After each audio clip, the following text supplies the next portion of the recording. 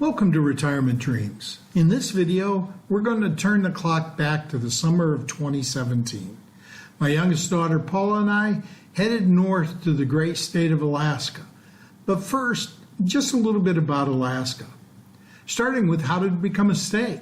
Well, America bought it from Russia in 1867. This is right after the Civil War. The Alaska Purchase was known as Seward's Folly or Seward's Icebox, named after Secretary of State William Seward. It consisted of 586,000 square miles, 375 million acres, and is America's largest state. It's twice the size of Texas and larger than the next three states combined, Texas, California, and Montana. And as I said, we paid $7.2 million for it, which works out to about 2 cents an acre. Alaska was formally transferred to the United States on October 18, 1867, through a treaty ratified by the U.S. Senate and signed by President Andrew Johnson. So really, how much of a folly did it turn out to be? In 2015, gold worth over $1 billion accounted for just 37% of the mining wealth produced in Alaska. All told, mining produced over $2.7 billion. In 2015 alone. Oil, Alaska produced about half a million barrels of oil, 500,000 barrels of oil per day in 2015. Now that's really some folly, right? But that's not why Paula and I braved the cold of June in Alaska. We did that for fishing and sightseeing. We started off by landing in the Ted Stevens International Airport in Anchorage, Alaska. And though there's a lot to see and do there, we were in a hurry to get out and get to our host's home in Wasilla. From the Ted Stevens Airport, we drove to Wasilla, where the view was spectacular. All right, so we're here in Alaska. Beautiful mountains, snow-covered mountains. Beautiful little girl that's not going to be out fishing me. And where do we stop? We stop at Walmart. On day 2 in Alaska, our host, Ms. Beth McGuffey, hopped with us in the car to take us to the Alaska Zoo in Anchorage. We stopped to eat on the way, and the food was outstanding, but the trip to the zoo was even more impressive.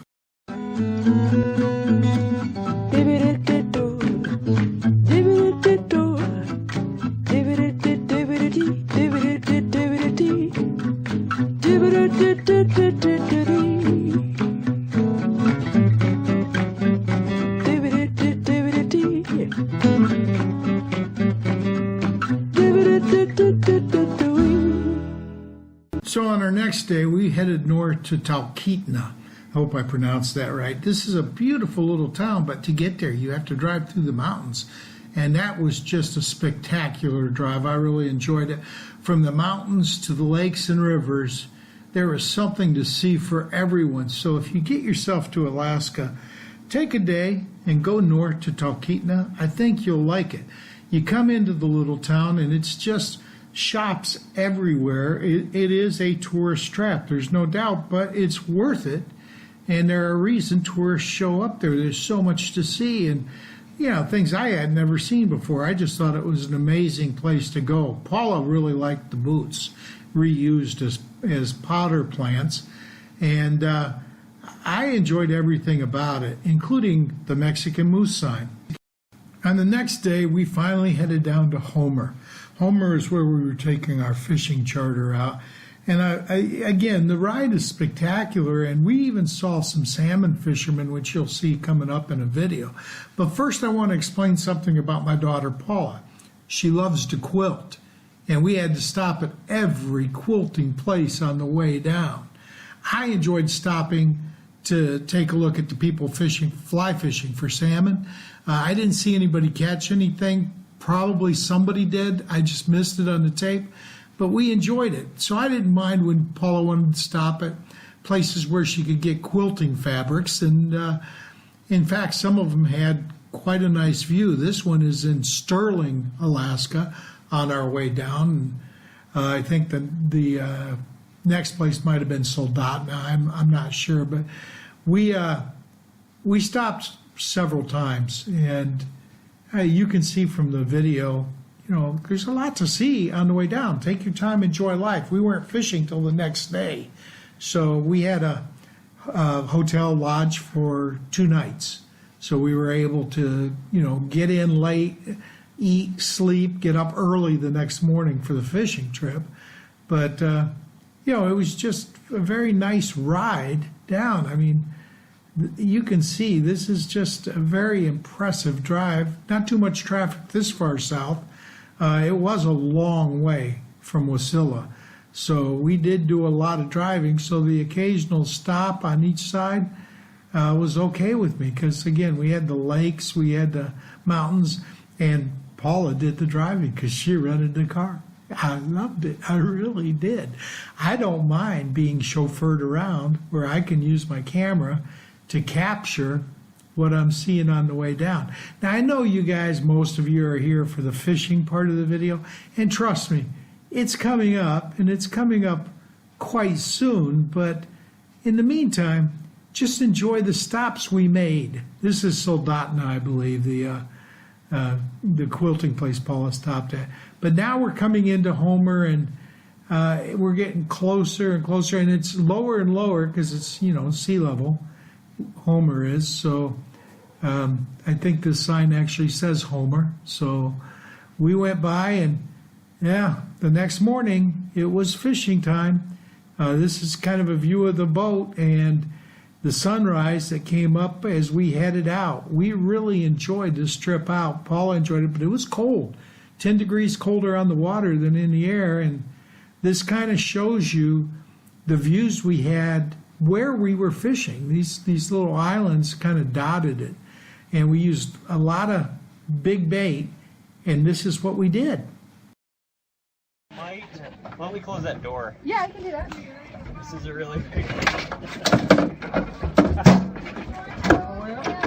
So you want to right under the surface, but try not to reach in water? I can do anything you want me to. Okay. Yep. Okay. A little bit further. Pull out of that rod over, please. Pull out. On the top side, behind the head, behind the head. 1, 2. Here, can you hold this for me, guys? Oh my God.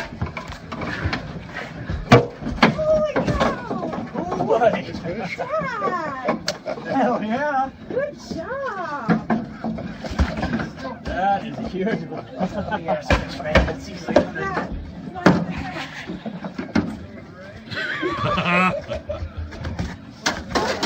right.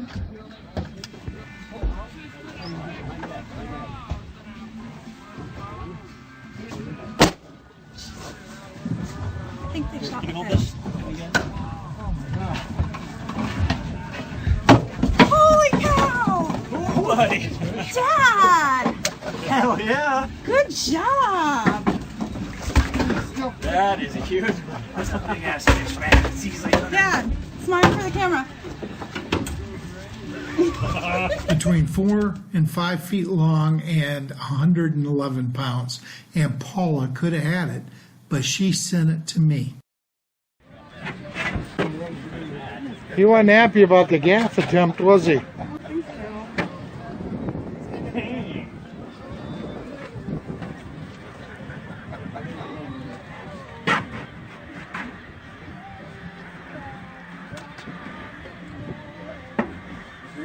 Well, you can wait for the legs. Yeah.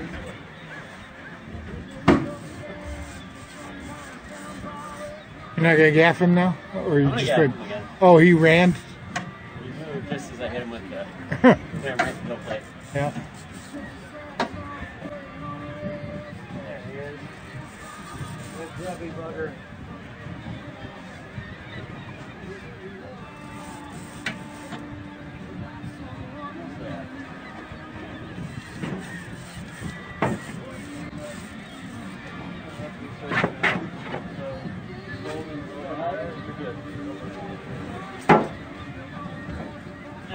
Holy cow! Nice one. Good looking fish.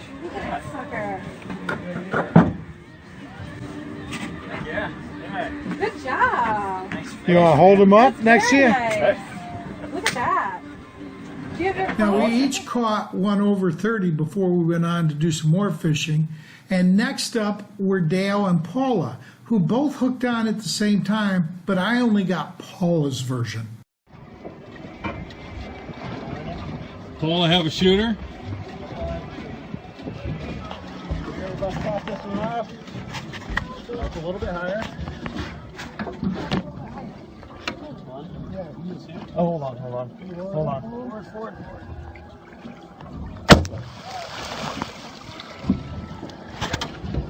Look at that, Paul. So Paula caught her big one, used a bad word, but who can blame her? It's a 65-pound halibut. She did great.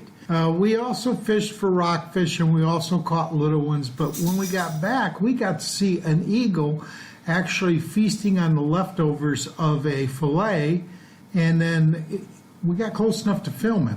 But it was pretty cool, and you can see the two biggest fish are Paula's and mine, and afterward we treated ourselves with a great meal, and then we had to pack the stuff up and ship it off. So when I got home, I made a ceviche dish for Juanita.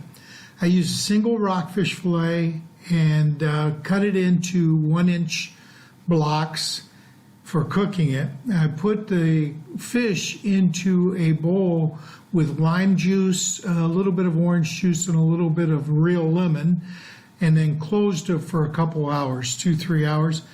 I then added cilantro, celery, onions, tomatoes, dash of garlic, and some sea salt, and let it stand for another hour. When Janie got home, I served it in a taco tray with mango spears. She seemed to like it.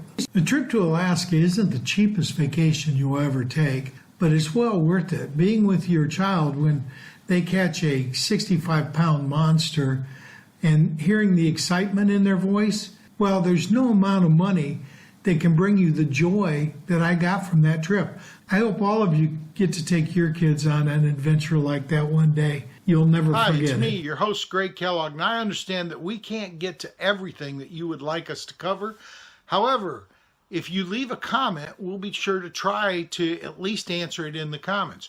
Also, if you would like and share this video and subscribe to the channel, we would really appreciate it.